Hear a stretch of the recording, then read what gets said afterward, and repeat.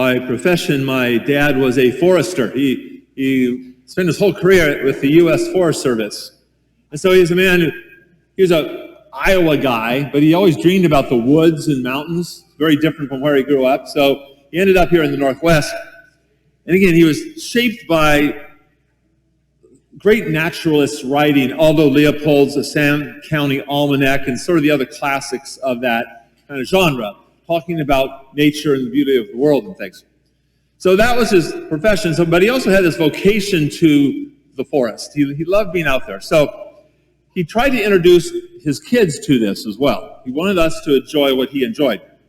And one way he did this was that when we were each old enough, Dad would take us, each one of the 4 kids, on a one-on-one camping trip with him. So he would get off on work Friday afternoon, come and get us, pick us, whoever the kid was, that was his turn or her turn, and we'd head up into the Blue Mountains, right outside of Pendleton, where we lived, and we would find a spot by a small river. He knew the Umatilla National Forest really well. He knew the spots. So we picked out a place by a little river. We set up camp. We made a fire. That was part of the fun, making a fire with Dad. And then we would heat up our dinner, which was Army C rations. Some of you don't know what those are, but back in the old days, before MRAs or whatever they use now, they were canned food that you came in these little not wooden, but little cardboard boxes. It's what the troops would eat in Korea or Vietnam. And the government gave them to the forest fire fighters as well. So the Forest Service had access to these C rations. And so Dad would give us some C rations. And we thought they were incredibly cool. Little cans of individual things. You never knew what you got until you opened the box. They didn't say on the outside what it was. Spaghetti, beef stew, we didn't know. And you put the cans in the fire to warm them up, because that was really cool too.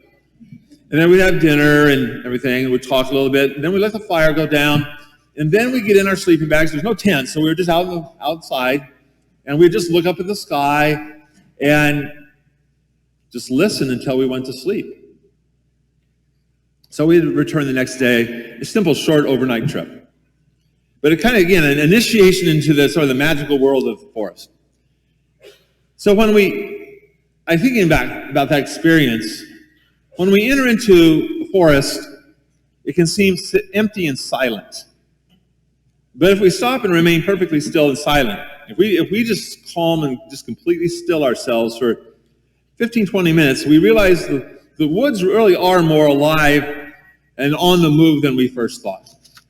Once we ourselves cease disturbing the forest with our own noise, we can notice things happening.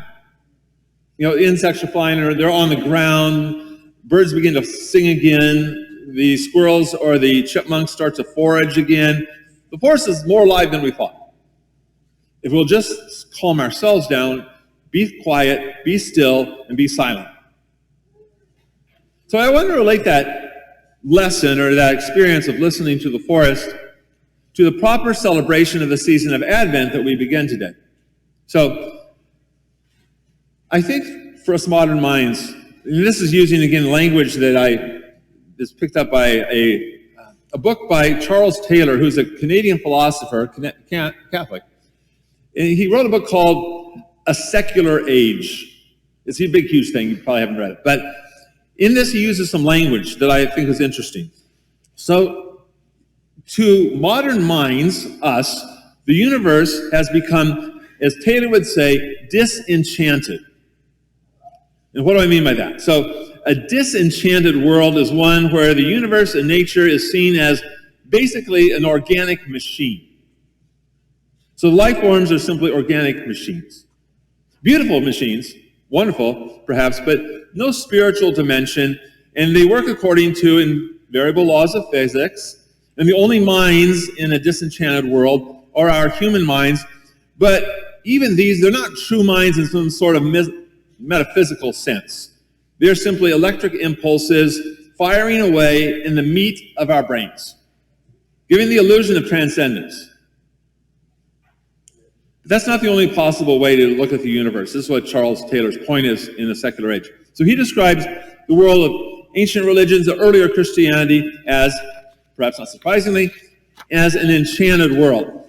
And I think that term, reading that, it has sort of unfortunate implications for us, associations. We kind of think of, well, enchantment means like Tinkerbell or some fantasy thing. But the enchanted worldview is one that's, again, to say, it's more real rather than less. It gets more of the picture, not less of the picture.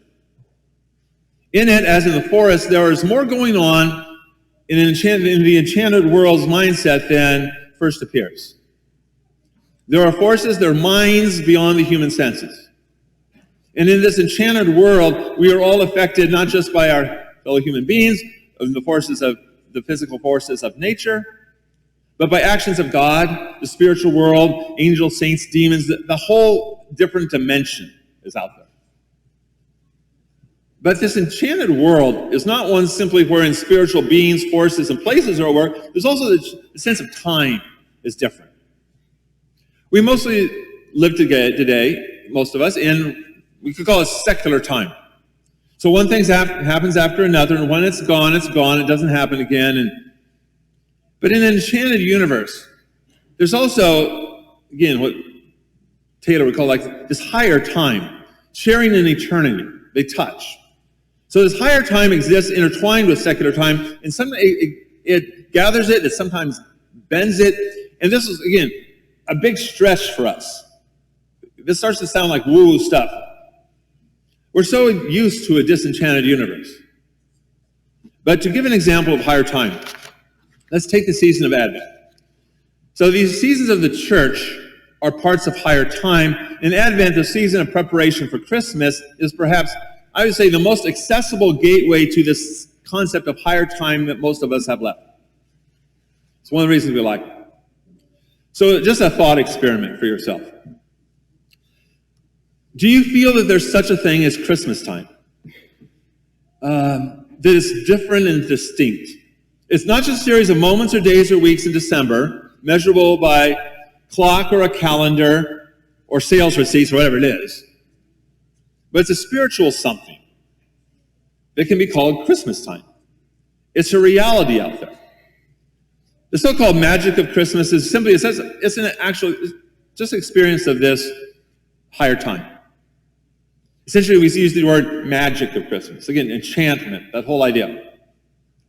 So in this higher time of the enchanted world, Christmas Eve, let's say Christmas Eve 2022, we will be as close to Bethlehem of 2,000 years ago as we will be at Mercer Island in 2022. Again, this idea of time changing, bending, touching, these sorts of things. And we experience this higher time through the church's liturgy and ritual. That's part of the purpose of liturgy, to connect us with this enchanted cosmos, this God-dominated and suffused cosmos. In the liturgy, time is gathered, shapes, space shifts. Another example that you may or may not feel, but this is the reality of our faith, is that for the Catholic, every Mass is celebrated on Calvary Hill. This is Calvary. When we celebrate the Mass, what we're really participating in is Good Friday, AD 33. It's not just we remember Calvary 2,000 years ago, or that we repeat it. That's not what's happening. We're there in this higher time. That every Mass, we're present as Jesus offers himself to the Father on the cross on behalf of all of us. That sacrifice of the Mass is that's the heart of what's going on here. And if we don't have that enchanted, faithful mindset, it doesn't appear that way, but that's what's happening. And so, again, I was thinking that how do we live in or find this enchanted worldview now that it's no simple thing anymore, as it was to our ancestors? One way, again, is through liturgy and ritual, but another way is something I've been talking about a long time here, that is meditative prayer. Jesus said to his disciples in our gospel today, be watchful, be alert. You don't know the time when he'll come. What I say to all, you watch. So specifically in that particular reading, Jesus is talking about his second coming at the end of time, urging his disciples and us not to fall asleep. We'll miss it. Remember, Advent's a season that we celebrate the coming of Christ in Bethlehem, but also it's the second coming. In the earlier part of Advent, it's all about the second coming. As we get closer to Christmas, then we focus more upon the original nativity. So, what is meditative prayer but this watchful, attentive waiting? Sometimes we make it too complicated. Oh, I can't do that, Father. That's like for monks.